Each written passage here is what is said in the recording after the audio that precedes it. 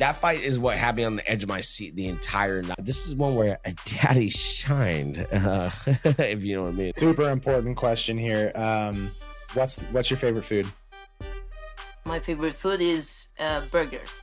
I think the woman who made this possible in my mind was Ronda Rousey, because of course she was the pioneer on this. I'm a weird animal outside of the ring. That Starbucks 200%. We will also have an exclusive tour of the Jackson Wings facility for you guys. So make sure you guys tune in to that. Craig Jones went against Gabby Garcia today.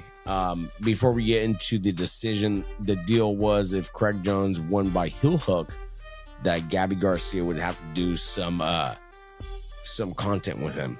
What that content was, I don't know. I'm sure you've heard the news, but not like this. Get ready to dive into what's happening in the world of MMA. We're your go-to spot for fight night predictions, fighter interviews, and all the behind-the-scenes action you crave. And now, the moment you've all been waiting for. Give it up for your host, the one and only Panda. What's up, everybody? I'm Daddy Panda MMA News. And it's Big Poppy. We got Big Sloppy. That's the sound of his sex life, but we're not going to talk about that right now. What we're going to talk about is UFC 305, fellas. That's the noise he hears every time he goes to take a piss at a urinal. Sometimes I have to sit when I fucking pee, but guess what? That urinal is kind of like a slant, so it's more like a hybrid. If you're afraid of Power Slapper and Victor, you can call me the hybrid if you get what I'm saying here. Is a pass. You might be high, but I don't think you're bred. It's a past guest that we're making fun of that ditched us 2 times. So I am the hybrid. But anyways, guys.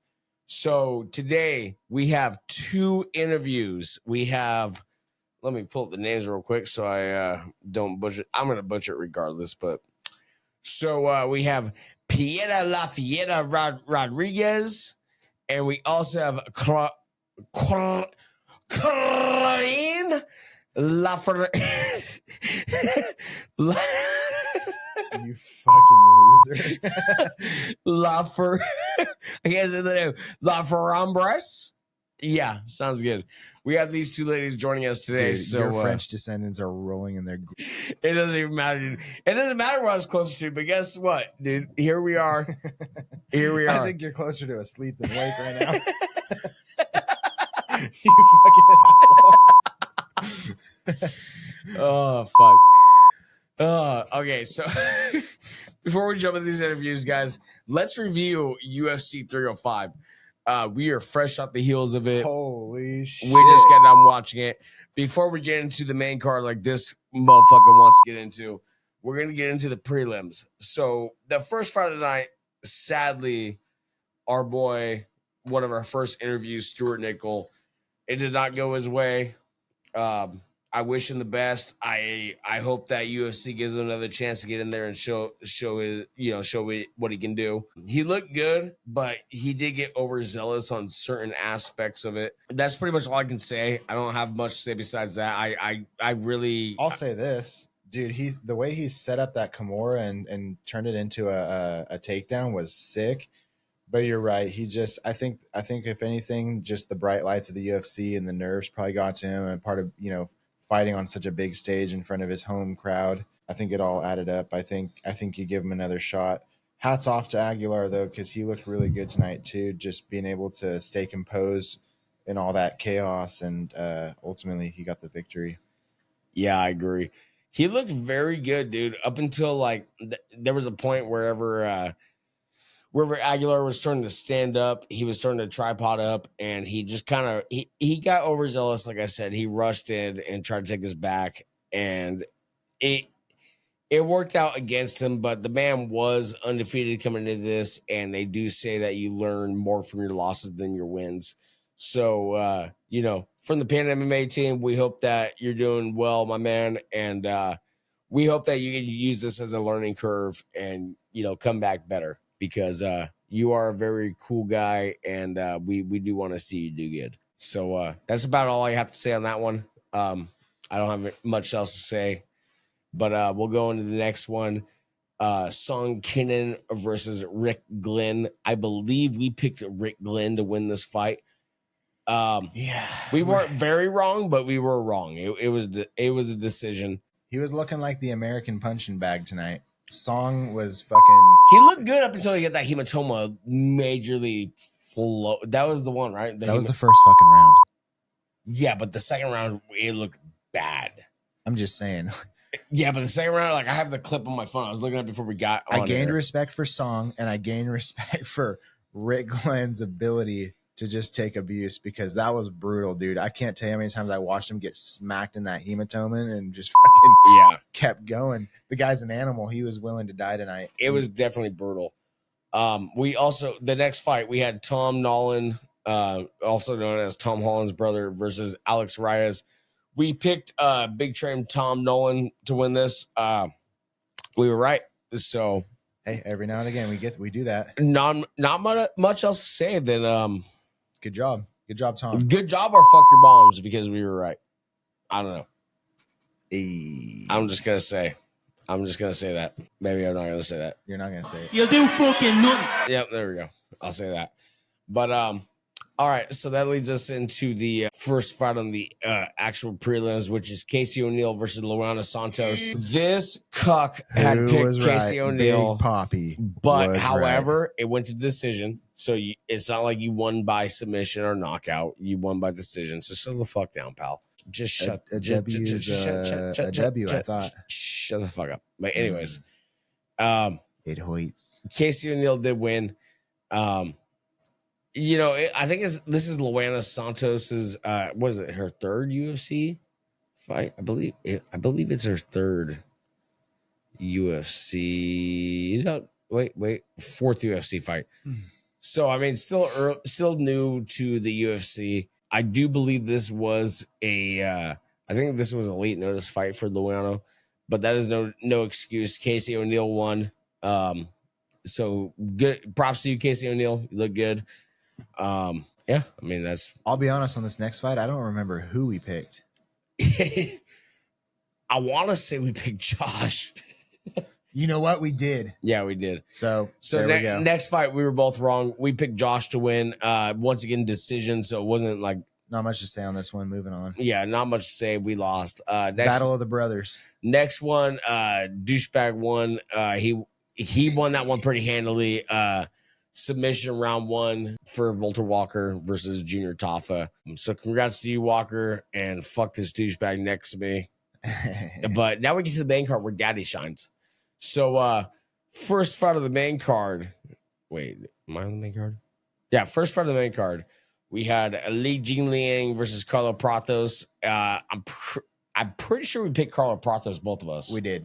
Yeah, so we were both right there. I didn't think it was going to be KO. I'm not going to lie. I figured if it was going to be KO, it'd be Li Jingliang, because that right hand always holds power for Li. I kind of figured it'd be by decision, but props to Carlos Prates, or Prates, however you say his name. Props to him. Patratas. Yeah, Potato Patratos. Props to him for winning that by KO. The next fight, though, this is one where a daddy shined, if you know what I mean. We had Tai Tuivasa versus Jairzinho Rozenstruik. I said Rozenstruik would win, and guess what? I was fucking right, dude. When it comes to the main card, daddy don't disappoint. Here's the thing, though. Even you can even ask Cocksuck over here.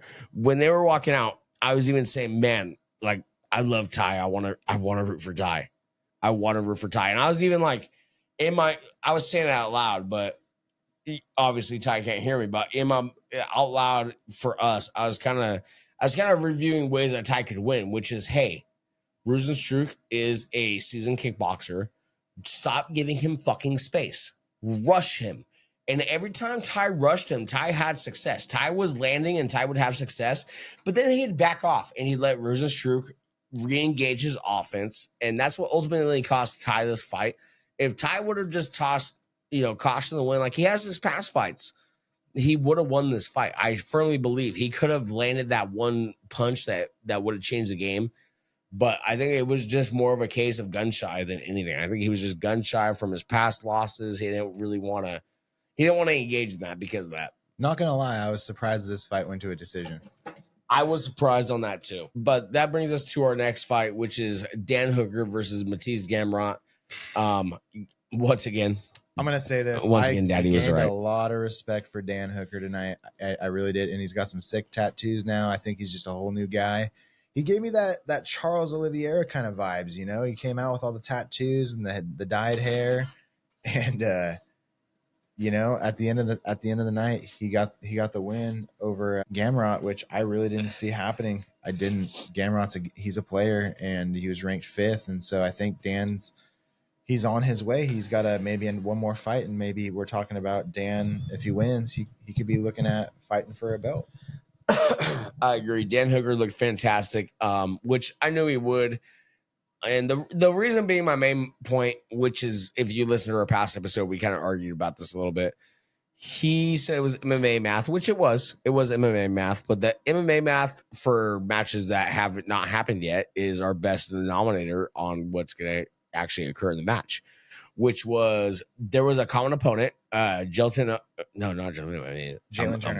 Yeah, Jalen Turner. Dan Hooker beat him pretty fair and square with a broken arm.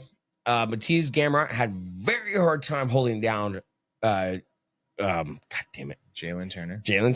I'm slightly slow right now, dude. I'm about fucking 7 beatboxes in, 6 sake bombs. But anyways, I had a feeling this was gonna happen, and Dan Hooker looked damn good. And like he said, dude, if Dan Hooker keeps this up, dude, he is 1 or 2 fights away from getting at least within 8 arms reach of that title shot within the top 5. I hope to see it keep happening. He looked very good. He clearly on juice. Clearly, dude, he was jacked to the fucking gills, and he's never looked like that at 155 before. You know, they kept saying it over and over and over again. City Kickboxing, they've done some revisions on their strength and training. Yeah, fucking needles. Yeah, I think that might be the revision they're referring to. Pins and needles, brother. Pins and needles. But that brings us to the co-main event, which was Kai Kara France versus Steve Erceg. We both came out wrong here. We both picked Steve Erceg, and it came out to Kai Kara France round 1 KO.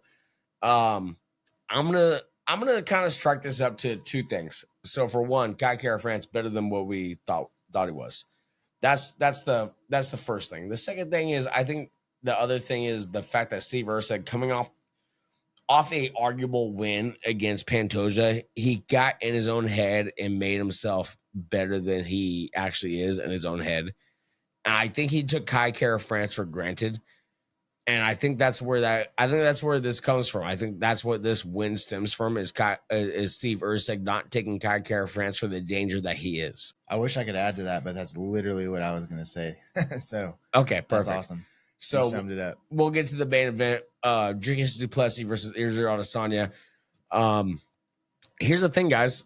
Israel was looking great. Israel was looking on track to win this pretty flawlessly. I thought he won pretty much every round leading up to this. That's who he picked to win.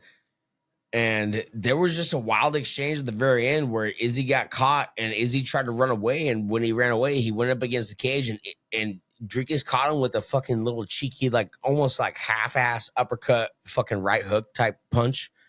Dropped him, jumped on his back, took his back, and got that choke. Look, fantastic choke, fantastic finish.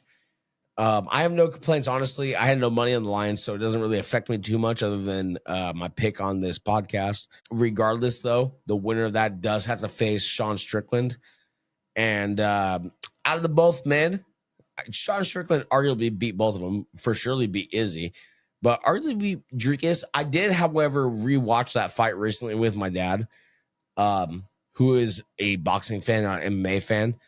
And he even said himself, like, it could have gone either way. It's really like who the judges kind of favored in that moment. Like it could have gone any given way in that fight. So I'm happy in a sense that Dricus won this fight because the fact that we get to finally put an end to this. Let's see who's actually better. You were not dealing with a Strickland who got his eye cut at the beginning of the fight and had his eye bleeding into his eye. So he doesn't have that excuse going into this next fight. So I'm looking forward to putting an end to this chapter. I personally, early prediction, I do have Strickland in that rematch. I just have a hard time seeing Dricus do to Strickland what he did to Izzy. I don't know. How do you feel about that? Well, going back a little bit, we recorded this thing on Tuesday, and that's when we decided we both felt that Israel Adesanya would win that fight. But after seeing them weigh in, I started to have my concerns because Izzy was first to weigh in. Dricus came in right after, and he had a ton of energy. He was doing jumping jacks. He looked just absolutely jacked and just ready to fight right off the scale. And then, seeing Izzy cry and get emotional during the press conference, it made me feel like Dricus kind of was in his head a little bit, which is impressive to do because I would consider Izzy to be pretty headstrong. And you don't usually see him get very worked up over things the way he did right there. He really struck a chord with him. Dricus has a way of doing that with these guys. It's incredible what he does. He gets in their head. But man, throughout the fight, Dricus just looks so goddamn awkward. It's like, how the fuck?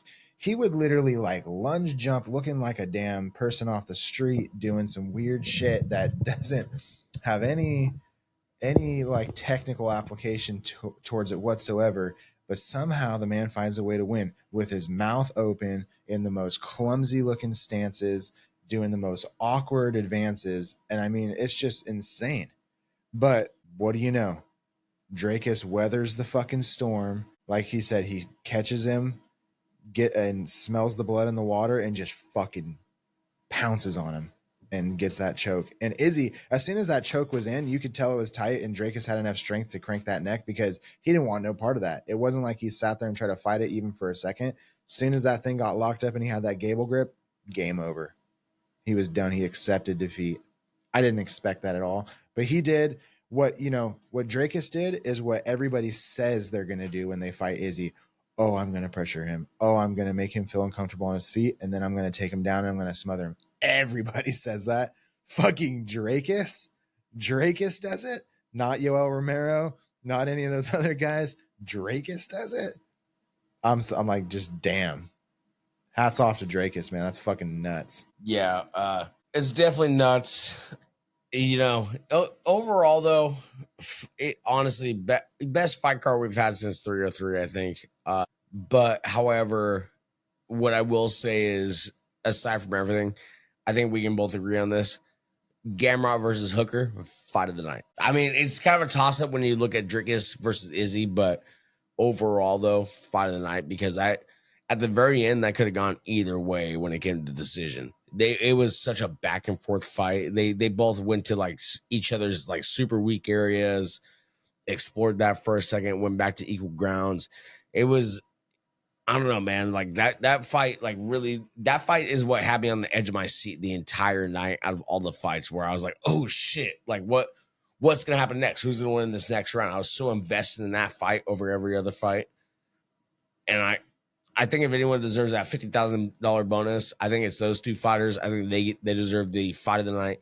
Performance of the night, I think Dricus should get, and also Kai Kara France. I think the last three fights of the night should get performance and fight of the night. Yeah, I'd agree with that. But that's a fair assessment. Yeah, so that's the recap for 305. So like I said, we have these two interviews to get to, and then we'll come back with current events. But the first interview we're gonna get to, going through my fucking calendar. The first interview we're gonna get to is Corinne.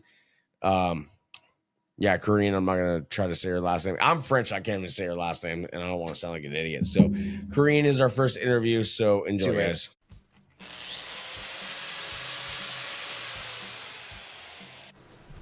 Whoa, dude, I thought that grinder was broke. Not anymore. Thanks to Avalos Co., I was able to get the parts I need in order to repair my grinder so my business can go on as usual. What else do they sell parts for?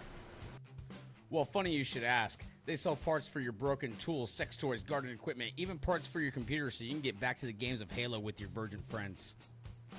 Okay, tell me more. Where do I purchase? You can see what they have available exclusively at avalis-co.com. That's AVLIS-CO.com. Check them out to get your tools to entertain those certain family jewels back in working order today. Okay. All right, so I guess Sorry we'll about just. that. I'm gonna be in the car for the interview. We are stuck in the traffic, and we already postponed, and you are in the car too.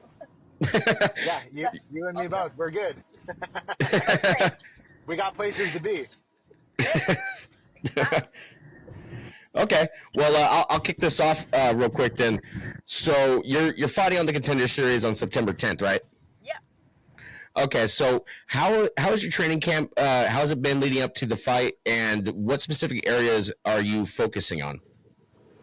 You want me to answer to those three questions? How is it? No, that's not it. I got plenty more. Okay. But how is it to? Okay, we start back again. Let's go. Tell me. Okay, so how has your how has your training camp been leading up to your fight on Dana White's Contender Series, and what specific areas have you focused on? Oh, perfect. My training camp is going so well. Like I feel like I have two training camps for that fight because on the last one it was supposed to happen, but we had a little surprise. So I feel really great about that training camp. We are focusing as same as usual. We touch a little bit of everything, like wrestling and jiu-jitsu are my main discipline, but I'm not that bad in boxing. Yeah, no, seriously, I listened to some things and it said your journey started with jiu-jitsu, but watching your fights, I would have never guessed that. I would have thought you started your career in stand-up. You have phenomenal hands. I'm like, oh my gosh, you're the type of fighter, you're so exciting to watch. And I feel like Thank you. now that you're a mom, yeah, I feel like now that you're a mom, your killer instincts are probably even more heightened. But I hope so. I always give a nice show. Like I like to finish my opponent. If it's not on the ground with the submission, it's on the ground with ground and pound or a cold knockout can be nice too. But I feel like I always give a good show, and that's gonna be me September 10th. Okay, awesome. Well, so how do you think your strengths compare to your opponent's strengths and weaknesses? I tried finding your opponent, but I couldn't find a name. So, I don't heard you well. How I think what? how do you think your strengths match up to your opponent's strengths and weaknesses? That I feel like she's good, not that bad on the boxing stuff, on the wrestling part, and on jiu-jitsu.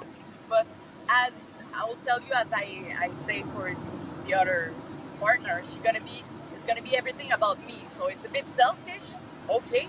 But I'll decide if I take the fight on the stand-up part or if I bring her with my wrestling on the ground, if we play on the ground. So I feel like she's gonna be a stair to climb to reach my goal. So that's how I feel about my opponent. But we don't underestimate.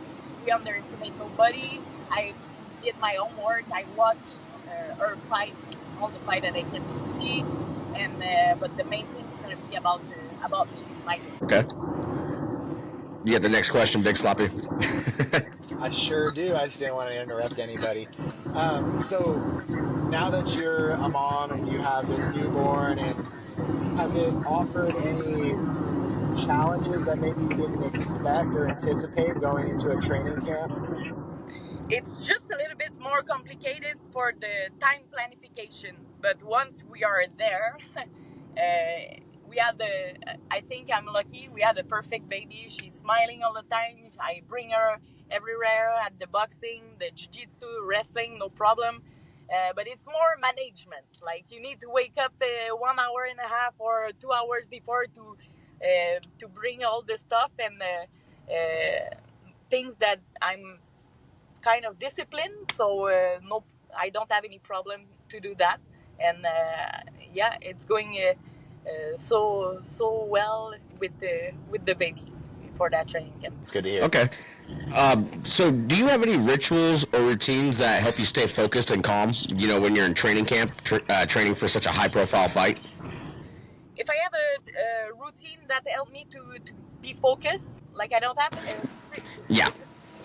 I don't have a specific routine, but no, I don't have a specific one because we were talking about that with one of my friends was going to the Olympic in wrestling last week, 2 weeks ago, and she practiced her routine. So she had the same beginning for a warm up, and we don't have that kind of thing. But everything happened on the same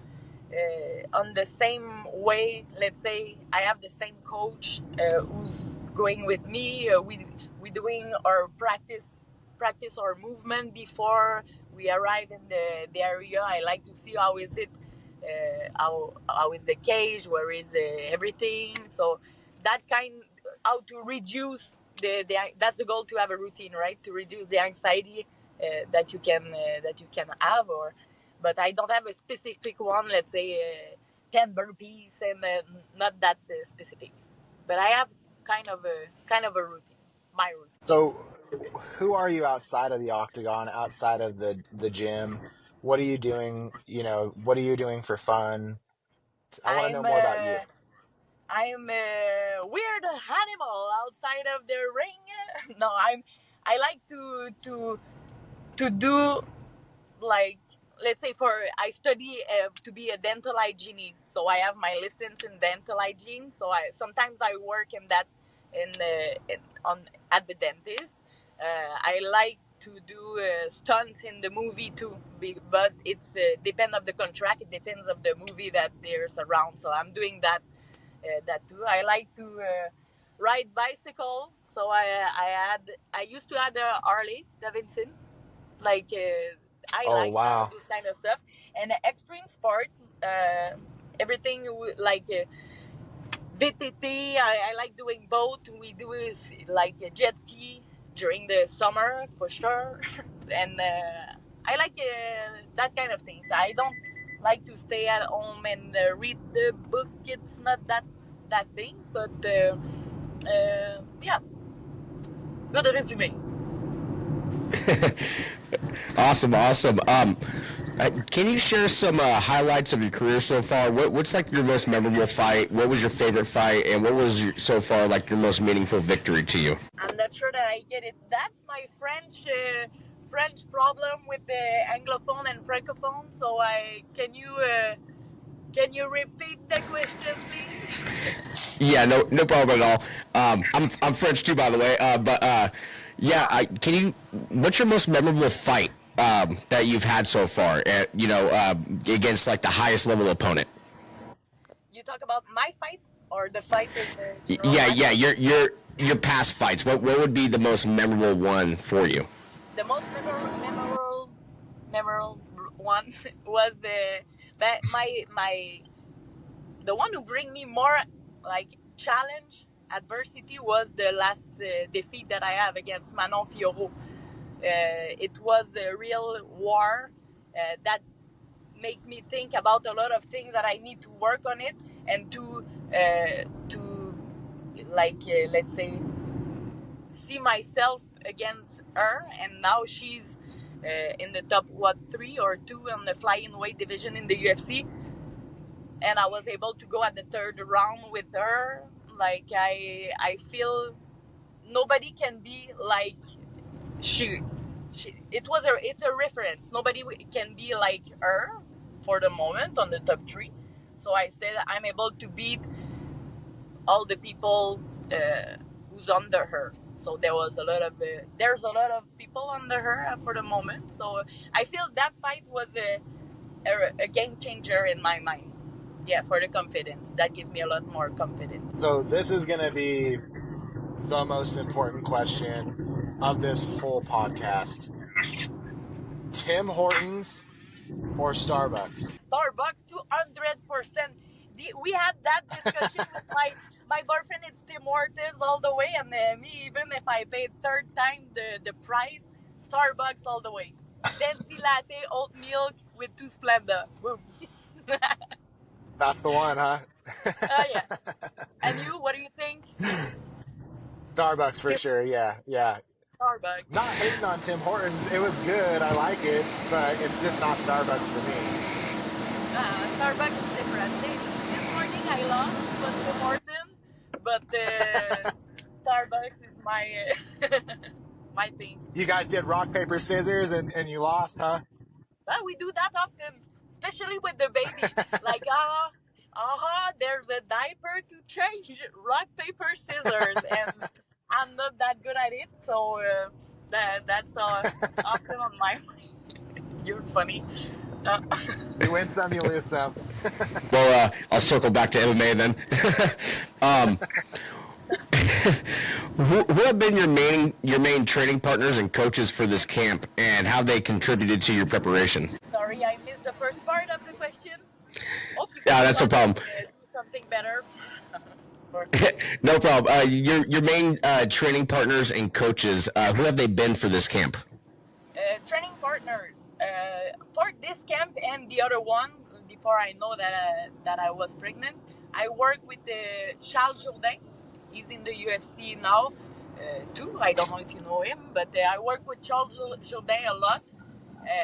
And Fabio Olenda. Fabio Olenda is still my main coach since the beginning, since I started MMA. And I work with them often. Brianna Sainte-Marie, she's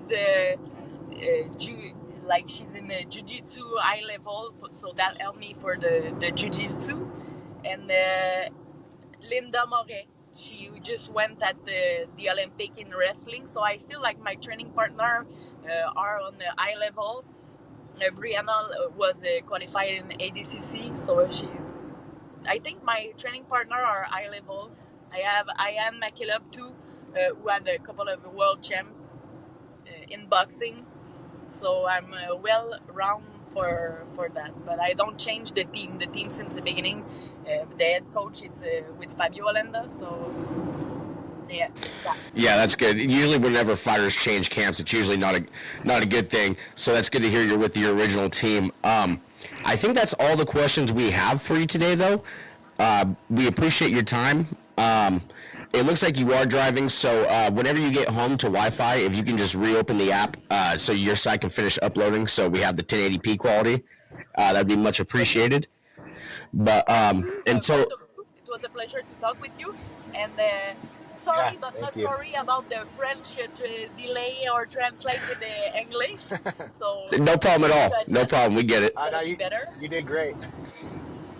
Thank you very much, and send me some good vibes for September 10th. I'm going to take my contract for sure. in the US.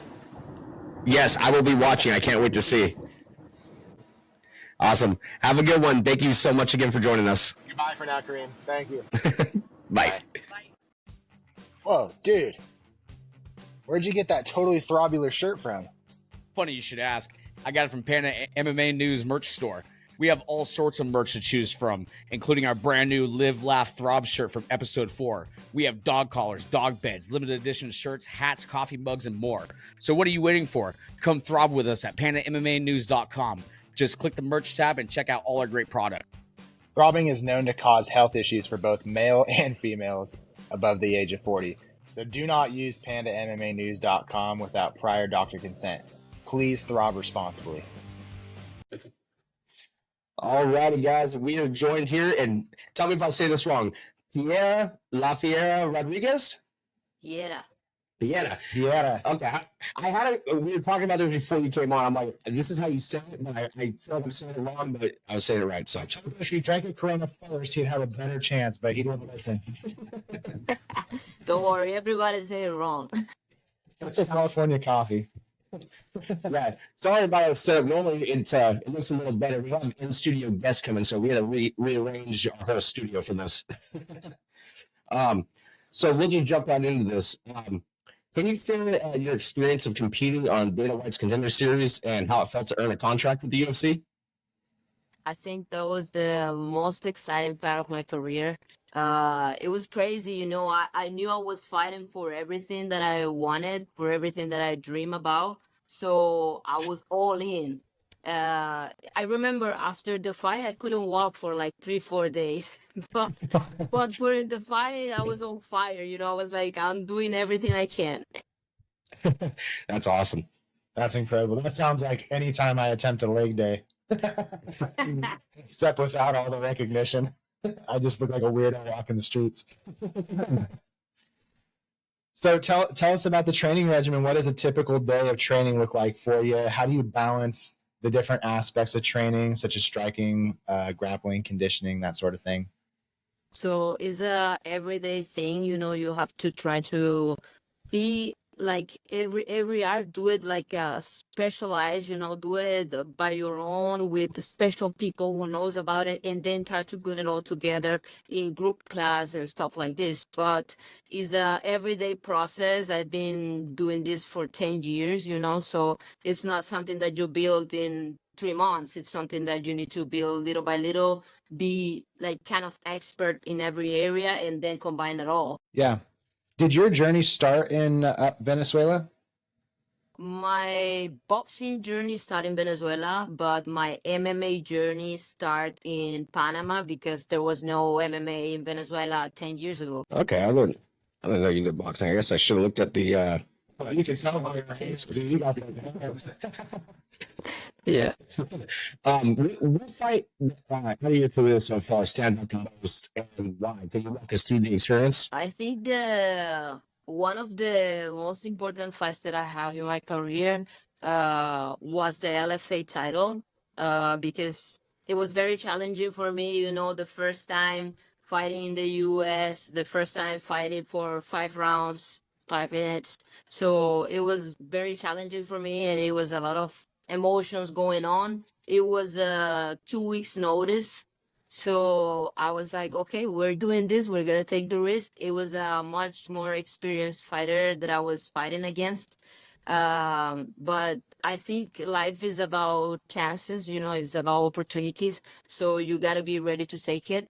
And I was ready to take it. And that make a big difference in my career. That make a big step on my career. And everybody start talking about me after that fight. So I was ready to take it, and I took it. That's awesome. So everybody always has somebody they've looked up to, someone that was a big influence to them, and what pushed you to go into the world of MMA. So who would that be for you? Who has been your biggest influence and mentors that have created this most significant development throughout this path? I think the woman who made this possible in my mind was Ronda Rousey, because of course she was the pioneer in this, and it was like completely impossible for me in my head, to make it before her, because there was not many women in the sport doing like a big noise, So she make a big difference in the sport for female athletes, and I think everybody feels the same and understand that. She makes a big after in the sport. And I think Rose Namajunas is a very big inspiration for me. The way she moves, the way she feels when she's fighting. I think she's like, people don't see it, but I think she's like swimming. She's doing something very subtle, and she's fucking fighting. So Yeah. I love that about her. I think that inspires me a lot, and of course also my teammates in the journey. They are a very big piece of my career. They always take the best out of me in every training session. So a little bit of everything. Okay. What do you do outside of training? What do you do for fun? Any hobbies? Any interests?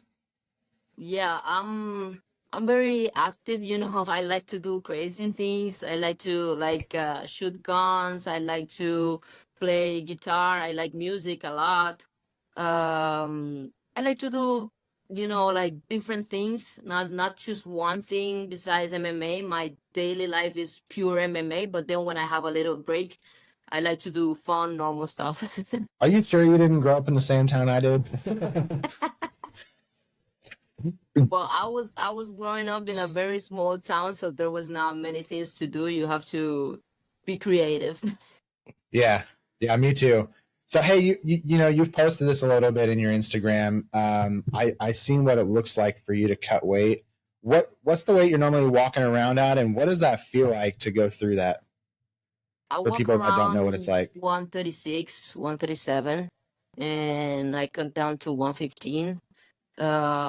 Is a long process, I think it's the hardest part of the fighting game, because when you enjoy, fighting, you don't care to be punched in the face every day. It's like a fun thing to do, but of course the weight cutting is not so fun, I think, for anybody in the sport. But I think it's part of the business. If you do it well, if you do it right, if you do it with professional people around you, you can take a good advantage of it. So I think it's part of the business. It's not my favorite part, but I know how to do it, and I have professional people by my side who help me through this process. Okay. We were looking at your Instagram, and it looks like you're at the PI all the time. Are you currently do you currently reside in Vegas? Yeah, I moved to Vegas in January this year. I was living in LA before, but then I'm trying to reach my goals in the MMA world. So I think being in Vegas is gonna help me to reach those goals sooner. Yeah, yeah. That PI, it's crazy. You might as well take advantage of it, especially since all the fighters get it for free. Yes, of course. Plus, you get the That's free all I'm meals, so doing right that's now. Training, recovering, everything is great for fighters over there. Yeah, it looks like a fighter's dream to be at the UFC Institute. So going from a small town to being in Vegas or being in LA, that's had to offer some challenges. I'm sure just being in a big city with a hustle and bustle, did that take some getting used to? Yes, of course. I've been traveling a lot my whole life almost because things were very difficult in my country, in Venezuela. So I have to get out of the country very young and try to find, my path on different countries. Like I told you, I started in Panama doing MMA, but then I have to move to different places. I lived in Italy, I lived in Spain. I live here in the US. I spent a long period of time on Sweden. So I've been traveling all around the world trying to find my path in the MMA, and it's not been easy. Every time I have to move, I know I'm going to leave just with one backpack. So it's hard to leave it all behind and start again and start again and start again until you reach your goals. Yeah. Which place has been your favorite? I think Spain is my favorite for, the lifestyle is very chill. You can have a good life there. But the US is better for training, is better for getting, into the career aspect. So the US is for MMA, this is the place. So, UFC, there's a lot of fans, and I'm sure you've had to deal with your fair share of crazy fans. Do you have any memorable interactions with fans that you could share? I don't know. I have some crazy fans, man. I think I always say I think the MMA fans are a little bit different, from other sports, because in other sports they just wanna see their team winning. But in MMA, it's different. They feel it, they feel the fight. So they want you to bleed. They want you to sweat. They want you to break, so it's different. It's a different feeling with our fans. And I always try to give them my best, but sometimes they're a pain in the ass. Super important question here. What's your favorite food? My favorite food is burgers. Burgers, okay. Like smash burgers or like In-N-Out or No, actually, more do you think like a gourmet burger, with different like sweet and salty flavors, mix it different Like like Chef Ramsay? Have you been to that Chef Ramsay burger place out there? oh no, I haven't been, but everybody tell me it's very good. I think after my next fight I will go. Yeah, there you go. Yeah, you have earned it for sure. I don't say no to burgers. If you saw the rest of this, you would know that I too I enjoy burgers, except I don't have to cut weight. So That's good. That's a good life. more burgers in my life, I think. For sure. How do you prepare for a fight, both physically and mentally? Do you have any specific rituals and routines to help you stay focused and calm? Yes, of course. I don't know if you guys know, but I'm a psychologist too. So I put a lot of, mental preparation in my game. I think that's the most important part of the fighting game, because people think, oh, if they just train and train and train, they're gonna feel ready. But no, man, if you don't have your mind in the right place, you're gonna be uh very vulnerable during the fight. So I think that's a very important piece of my career. I've been developing my mental skills every day and getting better on that, knowing myself better and better, and every time I step on the octagon, I know I'm ready for everything. I know I'm ready to die. I don't care. So it's like I'm all in, and that makes a big difference in a fighter, you know. Yeah, for sure. It's funny. The more pros we interview, that's something that, the typical fan just doesn't even realize, because every pro they talk about how, like, when you're preparing for a fight, it's more on the mental side. It's more like going through the certain scenarios that are going to pop up and whatnot than it is the actual training. Yeah. I think that's pretty crazy. And it's crazy because as a psychologist, I can't see the fear in their eyes when they feel it, you know. So it's like, oh shit, you're fucked now. I can't tell. Yeah. That's awesome. And that's a superpower too, to be able to have that ability to see that. So that actually kind of goes into what I was going to ask you next, was just, it's really easy to see all the good parts of what goes into being a UFC fighter and the aspirations and what people, tune in for. But talk about the challenges and the triumphs. I mean, what have been like some of the dark moments in the career and that you've had to climb out of to get back to the mentality you have right now? So I think the last year was a very important year for me because I had my first lose on the professional area, and then I had to go through surgery, and it was kind of a big surgery. I never had surgeries because of injuries in the sport before, so I have to stay out of the octagon for a long time, and on the process of like feeling the lose for the first time, and then have to go through all the craziness about a surgery and all the internal strength that you need to build to get to come back after a surgery. It was a very challenging year for me, but I think like I always say, I'm Venezuelan, man. So I know all the darkness in this life, so everything that just kick me, it make me stronger, in this life. So I came out this year way more ready, way more prepared for what the challenges are gonna be. So that just makes me stronger. Yeah. Adversity leads to opportunity if you'll let it. So that's awesome. That's something I always wonder. You always see the good, but nobody knows what's happening behind the camera, what you're going through mentally and the physical part of it. And like you said, that's a really big part of what happens before you ever step in the cage. Yeah, it's scary. It's scary when you have a big injury and you don't know if you're going to be able to fight the same weight again, like if you're going to be able to move, to run how you used to.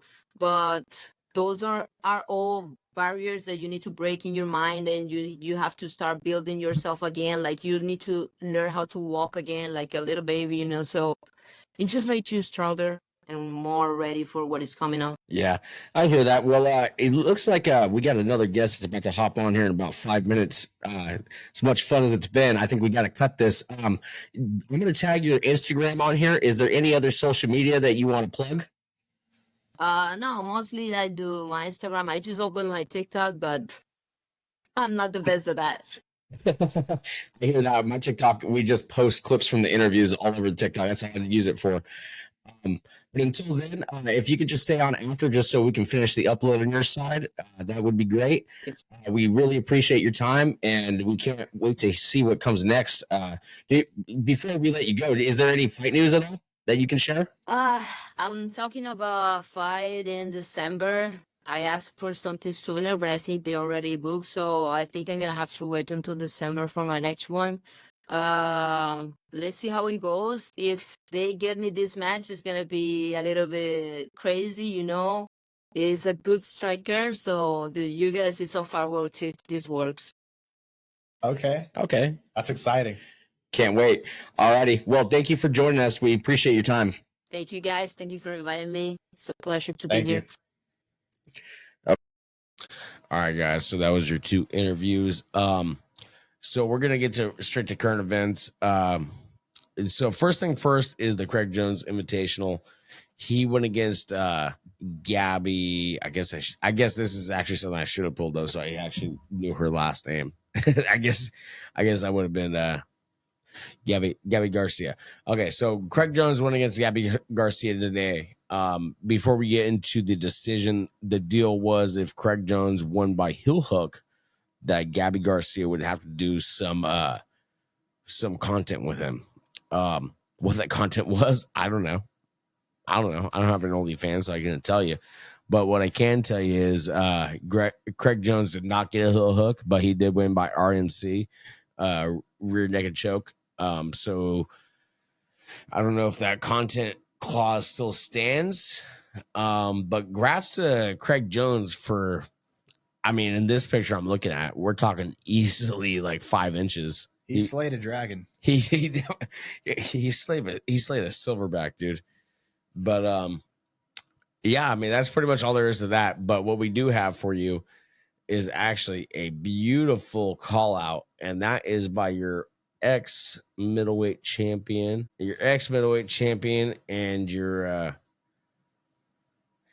current light heavyweight champion.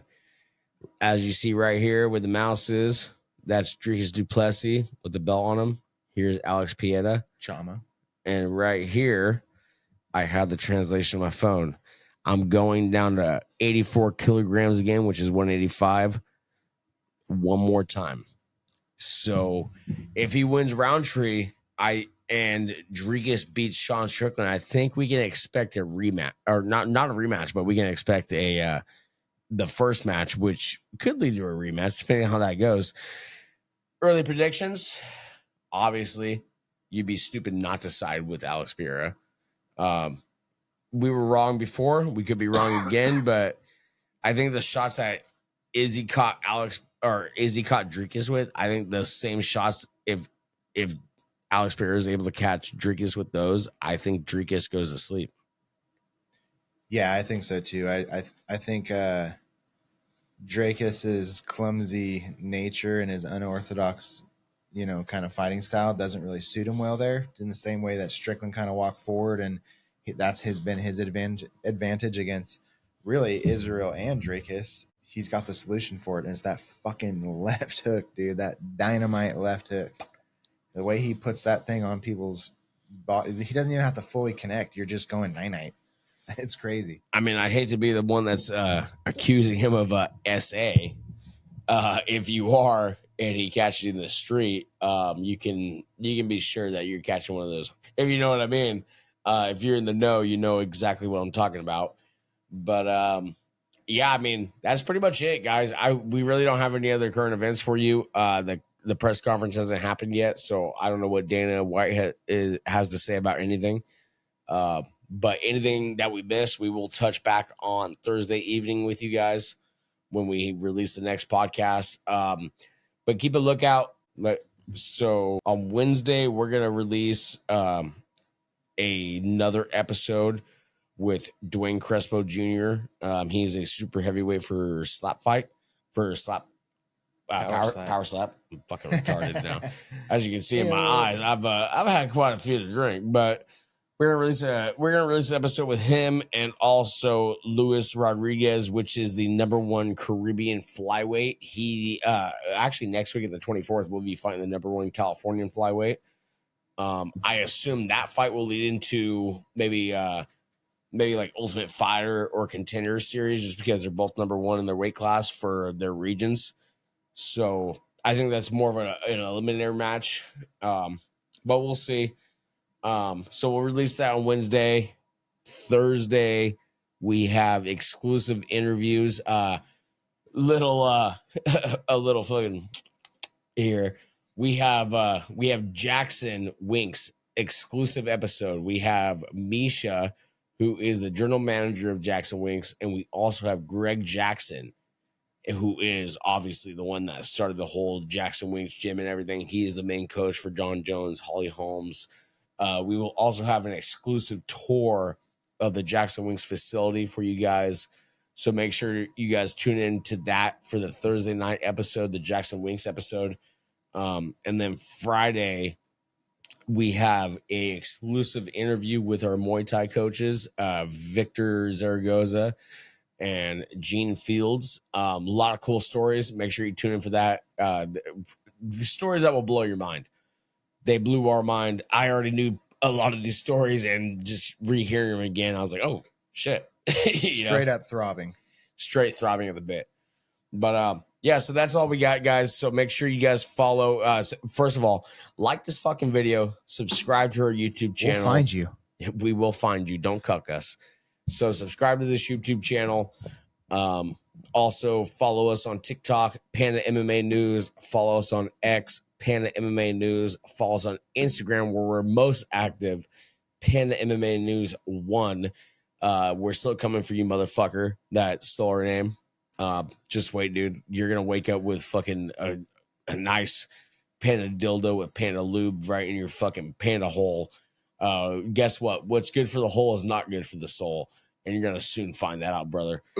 So make sure you guys tune in. Until then, don't fuck your sister. Pucker up, buttercups. There you go. Peace out.